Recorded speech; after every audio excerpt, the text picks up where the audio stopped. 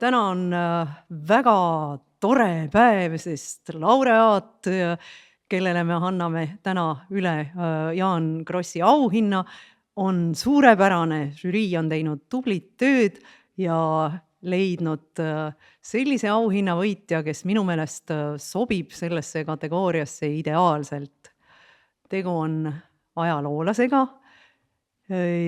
kes tegeleb Eesti rahvusluse ja identiteedi otsingute ja teemadega selles raamatus, mis Krossi auhinna pälvis. Jaan Kross ongi meile kõigile tuntud eelkõige ajalooliste romaanide autorina. Temal on hästi olulisena esil see võimuteema. Ja kui nüüd auhinna pälvis teos, mis käsitleb Eesti rahvusluse ja rahvusriikluse ja identiteedi otsinguid ja ütleme siis ka ühenduste ja liitluse otsinguid Põhjamaade suunal, siis eks Kross oma teostes muidugi tegeles põhiliselt nende Eesti põhivaenlaste, baltisakslaste ja Vene riigiga, aga Krossi auhinna juures on oluline, nagu me statuudist loeme, just mingisugune eetiliste ja esteetiliste tõeks pidamiste ja ühtimine laureaadi ja Krossi loomingu vahel ja võib küll öelda, et selline missioonitunne ja mingisuguse värske aspekti pakkumise moment on mõlema inimeste töödes olemas. Kui Kross oli see, kes andis eestlastele oma enese ajaloos agentsuse, siis meie tänane Krossi auhinna laureaat pakub sellist värsket pilku just mingitele föderalistlikele ja regionaalsetele aspektidele Eesti rahvusluses. Sageli on kombeks mõelda, et see Eesti rahvuslus ja rahvusriik on kuidagi väga tihedalt seotud just sellise riigi rahvuslusega, oma enese autonoomiaga, aga sellest raamatust me näeme, et kui palju on tegelikult olnud esil just nimelt mingisugused teistega ühenduse loomise aspektid ja minu jaoks on muidugi see raamat ka üks oluline koht, kus saada teavet selle kohta, et kuidas need Põhjamaad siis on suhtunud sellesse, kui Eesti on soovinud ja nendega mingisugust liitlust luua, kui Eesti on soovinud mõelda enese identiteedist Põhjamaana. See suur regiooni hegemoon Rootsi on suhtunud teinekord üsnagi leigelt ja ettevaatlikult, kusjuures leigelt ka Baltimaade iseseisvumisse ja selle iseseisvuse kaotamisse hiljem paraku. Ja mina arvan, et mõnele uuele Jaan Krossile võiks see raamat pakkuda väga huvitavat ainest ja lähtepunkte uute ajalooliste romaanide loomisel. Siin see võiks täitsa anda mingisuguse selgroo uute süžeede arendamiseks. Isegi minu peas hakkasid ringi jooksma mingisugused võimalikud tegelased. Kujutasin juba ette mingisuguseid Rootsi inimesi, kes võiksid olla poliitilis-emotsionaalselt piisavalt reljeefsed, et neid mõnda sellisesse intrigeerivasse romaani panna. Aga kas on selleks vaja just seda uut Jaan Krossi väljastpoolt? Võib-olla meie tänane laureaat hakkab ise kirjutama neid ajaloolisi romaane, sest ta on loonud ka ilukirjanduslikke tekste ja tõusnud esile just selle suure sõja ajal, Venemaa suure sõja ajal Ukrainas sellise teema avaja ja arvamusliidrina. Aga kõigest sellest räägib teile pikemalt meie žürii esinaine Linda Kaljundi. Ütlen veel kord, et žüriis olid siis esinaisena Linda Kaljundi ja teised liikmed Eneken Laanes, Raili Marling, Sirje Olesk ja Tõnis Vilu. Tahan veel tänada meie lahkeid sponsoreid. Meie eelmine sponsor lahkus lavalt, aga et Krossi auhinda saaks nagu kord ja kohus edasi anda, tulid meile appi 3 meest, Janek Kalvi, Hannes Vallikivi, kes on täna ka meie seas, ja Risto Vahimetsa. Suur tänu teile. Aga nüüd palun Linda Kaljundi.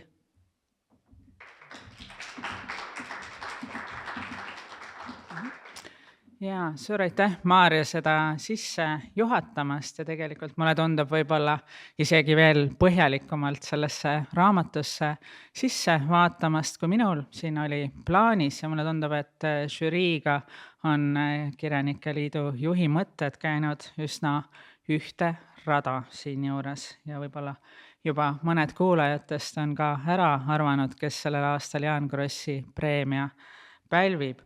Ja veel kord siis on suur rõõm žürii nimel sõna võtta ja veel suurem rõõm on kuulutada see tänane Jaan Krossi preemia välja, anda see peagi kohe üle tänavusele laureaadile, kelleks on siis Mart Kuldkepp. Mida enam me Mardi kandidatuuri žüriiga vaagisime ja arutasime nende viimaste kuude ja nädalate jooksul, seda Jaan Krossilikum hakkas Mart meile tunduma. Seda nii oma isiku poolest, aga samamoodi ka oma loomingu plaanis. Seda nii oma loomingus ja uurimistöös käsitletud teemade vaates, aga ka teemade käsitlemiseks valitud erinevate mitmekesiste vormide ja žanrite vaates.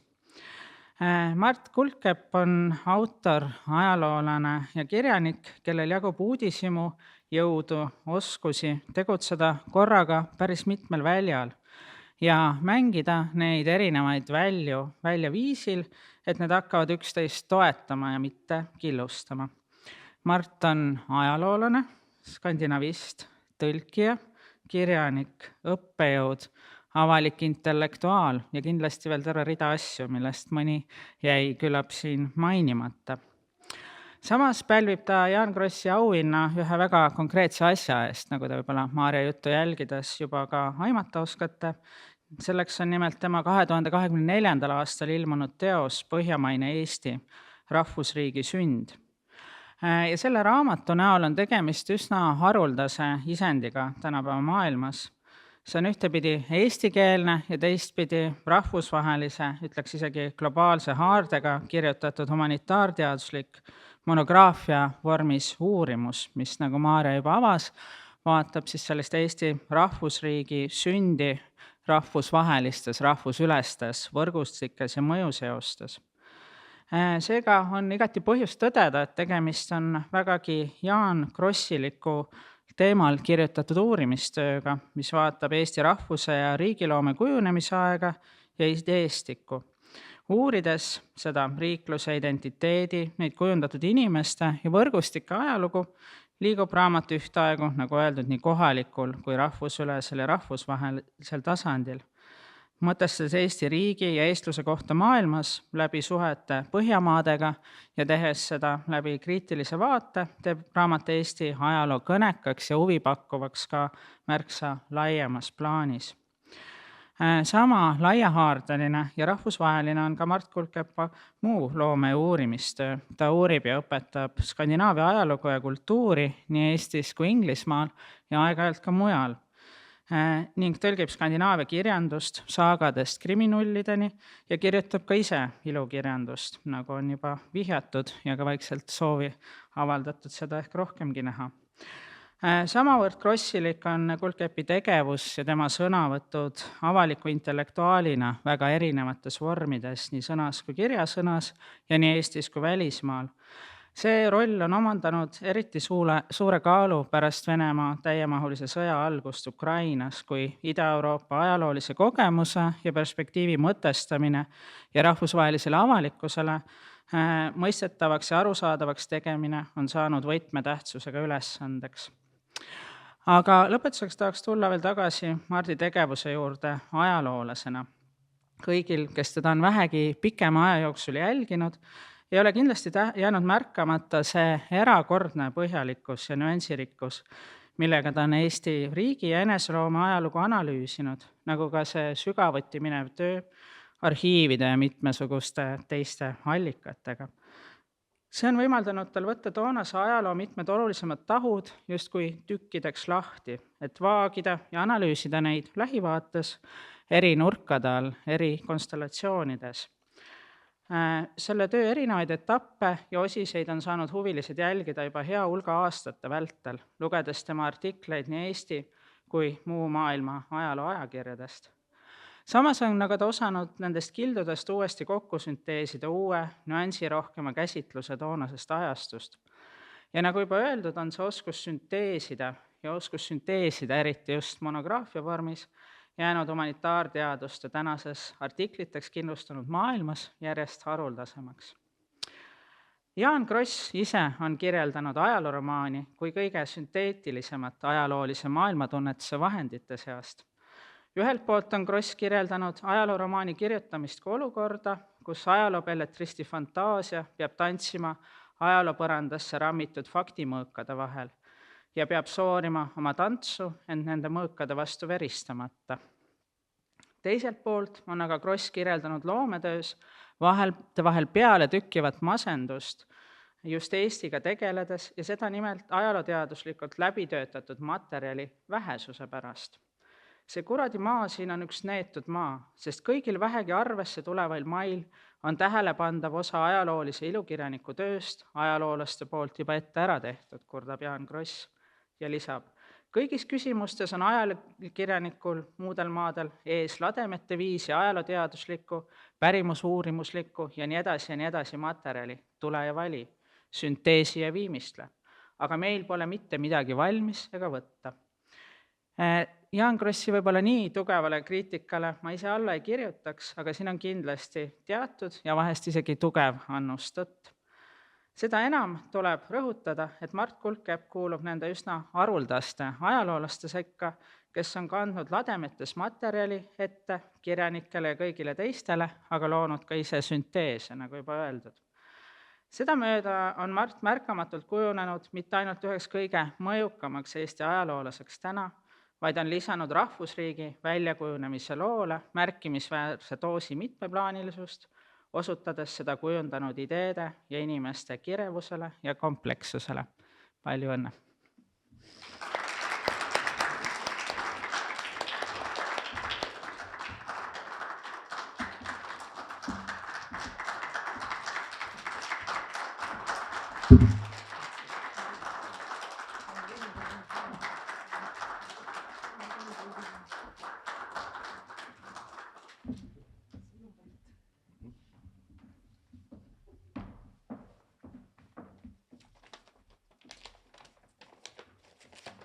Austatud žürii liikmed, Jaan Krossi perekonnaliikmed, kõik teised kohalviibijad. Alustuseks ma muidugi soovin tänada žüriid ja Eesti Kirjanike Liitu selle suure au eest, mis mind tõesti tavas täiesti ootamatult nagu välk selgest taevast. Maarja Kangrat teadet saades selle kohta. Minu esimene küsimus oli, miks mina? Teine küsimus oli, mille eest? Kolmas küsimus oli, mida veel? Ja viimastest nagu selles mõttes, et ma ei tea, mis veel on võimalik, kui on võimalik see, et inimene, kes oma elus suures plaanis on kirjutanud umbes 0 ilukirjandusteost, saab Jaan Krossi kirjandusauhinna. Ja neid 4 novelli võib-olla, mida siin nüüd korduvalt esile tõstet, ma ise küll nii kaalukaks ei peaks. Küsimusele number 2 vähemalt, mille eest? Praeguseks olen ikkagi vastuse saanud, et ka eelkõnelejate jutust on see vastus välja tulnud ja ma mõtlesin, et kasutan seda võimalust siin kõneleda lühikeseks reflektsiooniks selle üle, et mida ma üldse olen püüdnud saavutada ajaloolasena, kuigi Linda juba tõi väga olulisi asju välja ja Maarjas samuti. Ja mis võiks olla minu selle suunaliste püüdluste kokkupuutepunkt Jaan Krossi loominguga. Ja selle ühisosa, nii nagu mina seda näen, ma sõnastaksin niimoodi, et meil mõlemal on huvi piiride ülese eestlase vastu. Sellise eestlase vastu, kes on suutnud talle ette määratud rollist kuidagi väljapoole astuda. Sest kui vaatame ajaloolises perspektiivis, siis Eesti inimesele ette antud rollid on olnud küllalt kahtalt määratletud. Ja isegi kui on leidnud aset mingisugune üleastumine nendest piiridest, siis reeglina on seda olnud väga keeruline teha niimoodi, et see oleks edukas, et see selle läbi kuskile välja jõuaks, et see midagi mõjutaks. Ja mitmed sellised tegelased, kes seda kõigile vaatamata, kehvadele oludele vaatamata ikkagi suutsid, on Jaan Kross oma romaanides Eesti kirjandusse sisse kirjutanud. Ja ma võib-olla olen püüdnud teha natukene sedasama Eesti ajalooga ja muuhulgas siis osutada ka, et Eesti rahvuslased ei ole olnud ainult töökad talumehed ja õilsa hingega kooliõpetajad, vaid ka spioonid, revolutsionäärid, oportunistid, küünikud ja igasugused teised inimesed, kelle tegevussfäär siis alati ei piirdunud ka Eestiga. Ja põhjamaises Eestis, millest siin on nüüd juba juttu olnud, tegutseb terve rida selliseid eestlasi, kes 20. sajandi alguse segastes oludes püüdsid kuskile jõuda, midagi korda saata. Ja tõele au andes juhtus päris tihti nii, et nad ebaõnnestusid või õnnestusid vähemalt osaliselt. Ja ajalugu üldiselt ebaõnnestumist ei hinda, vaid karistab seda, teatavasti tavaliselt vaikimisega, mõningal juhul ka solvangutega, aga tagantjärele kedagi hullumeelseks või unistajaks tembeldada on minu meelest suhteliselt lihtne, sest me ju teame, kuidas asjad tegelikult läksid, samas kui omas ajas see kõik ei pruukinud kaugeltki nii ilmne olla. Ja teistpidi see, mis kunagi võis tunduda hullumeelne, meile 100 aastat hiljem võib tunduda üsna tavaline ja igapäevane. Seda piiride ülesuse või piiridest üleastumise ideed, ma arvan, võib laiendada ka tervele rahvale, sest see saatus, mida eestlastele üsna laialdaselt ennustati 19. sajandil ja veel 20. sajandil mitmelt poolt, oli see, et paari põlvkonna jooksul nad kindlasti sulanduvad, kas siis sakslaste hulka või venelaste hulka. Ja sellel taustal on enam kui märkimisväärne, et eestlased jõudsid iseseisva riikluseni ja seda mitte ainult üks kord, vaid ühe sajandi jooksul 2 korda. Ja minu jaoks näitab see, et eestlus saab olla ainult radikaalne positsioon. Ja mõte sellest, et Eesti rahvuslane võiks olla mingit kauget minevikku taga igatsev konservatiiv, on minu jaoks mõte, mis tühistab oma subjekti. Ja samamoodi radikaalne peab olema ka ajaloolase ülesanne, nii nagu mina seda mõistan.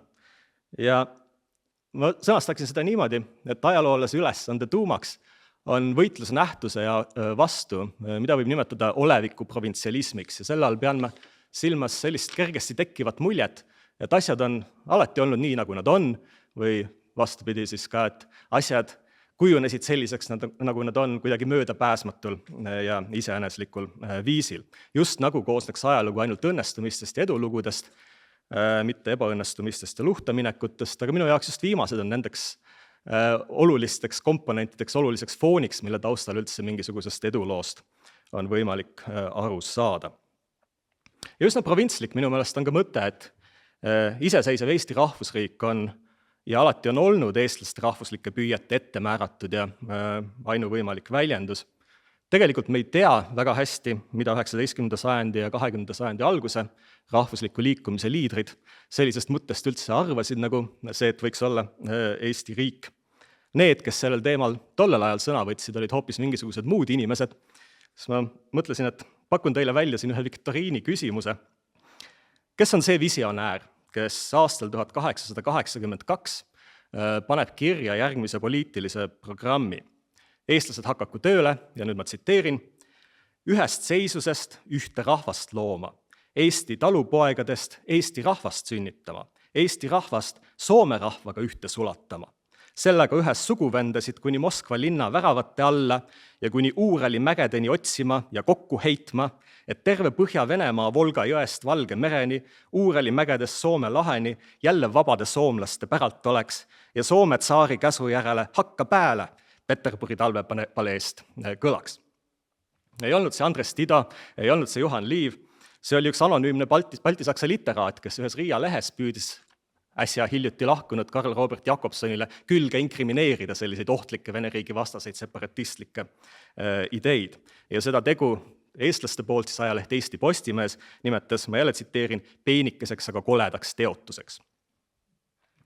Samuti ei tohi unustada minu meelest, et Eesti iseseisvusdeklaratsioon ei sündinud mitte kuidagi iseeneslikul moel, vaid väga keerulises sundolukorras, millest piltlikult öeldes ühelt poolt surus peale Vene revolutsioon ja teiselt poolt keiserlik Saksamaa. Ja üleüldse see hetk, 1918. aasta veebruar, oli ainult üks hetk palju pikemas eestlaste enesemääramise loos, mis oli alanud varem ja kestis edasi ka pärast seda. Ja oma raamatus ma väidan, et Eesti põhjamaine identiteet, arusaam, et eestlased kuidagi olemuslikult kuuluvad kokku soomlaste ja teiste põhjamaiste rahvastega, oli Eesti rahvusluse jaoks tegelikult varasem ja omasem kui Eesti iseseisva riikluse idee. Ja ka pärast seda Eesti riikliku iseseisvuse stabiliseerumise aastatel 1919 kuni 21 umbes jõutakse selleni, et see stabiilsus tekib tihedas dialoogis põhimõttelise välispoliitilise küsimusega, mis on, kes peaksid olema Eesti liitlased. Seega eestlaste enesemääramine ei puudutanud ainult neid endid, vaid see oli ühtlasi ka välispoliitiline akt, see oli enda positsioneerimine maailmakaardil riigi ja rahvusena suhetes teiste rahvaste ja riikidega. Ja ma arvan, et ilma liialduseta võib öelda, et sõdadevahelise aja Eesti kõige suurem ebaõnnestumine oli samuti välispoliitiline. See oli see, et sündimata jäi niinimetatud suur Balti liit, kuhu oleksid kuulunud nii Balti riigid kui Põhjamaad ja võib-olla ka Poola, ja mis oleks suutnud geopoliitilist tasakaalu Läänemere ruumis oluliselt mõjutada. Ja mitte ainult Eesti iseseisvuse kaotus, vaid küllaltki otseselt ka terve teine maailmasõda oli selle ebaõnnestumise tagajärg. Ma arvan, et ajalugu tuleb võtta tõsiselt. Ja põhjamaisus eestlaste jaoks on tõsine asi. See ei ole olnud mitte lihtsalt poliitiline loosung, vaid see on olnud eksistentsiaalne julgeolekuvajadus. Ja seda ainult mitte sõjalise ja majandusliku jõu koondamise mõttes, vaid ka tsivilisatsiooni mõttes, õigusriigi, demokraatia ja kultuuriruumi mõttes. Ja ma arvan, et Jaan Kross oleks samuti sellega nõustunud. Praegu, nüüd, tänapäeval Eesti iseseisvuse, ütleme juba üsna hilises staadiumis, Eesti põhjamaisus idee jätkuvalt on väga aktuaalne. Eesti suursaadik Rootsis, Margus Laidre, oma eelmisel nädalal peetud ettekandes osutas, et Euroopa poliitiline raskuskese on jälle nihkumas Läänemere kallastele, et Eesti ja tema lähemate liitlaste ülesanne on koondada Balti riigid, Põhjamaad, Saksamaa ja Poola suureks 10 riiki hõlmavaks plokiks, mille kohta Laidre kasutab nimetust Uus Põhjala. Ja see kõik ei ole uus. Küll aga erinevad vanad püüdlused täpselt samas suunas on teenimatult minu meelest praeguseks küllalt hästi unustatud. Ja oma raamatus, mis, nagu Linda välja tõi, tugineb sellise pikkade aastate jooksul tehtud detektiivitöö tulemustele, olen ma püüdnud neid uuesti meelde tuletada. Ja on väga rõõmustav, et see on korda läinud ka teistele. Aitäh!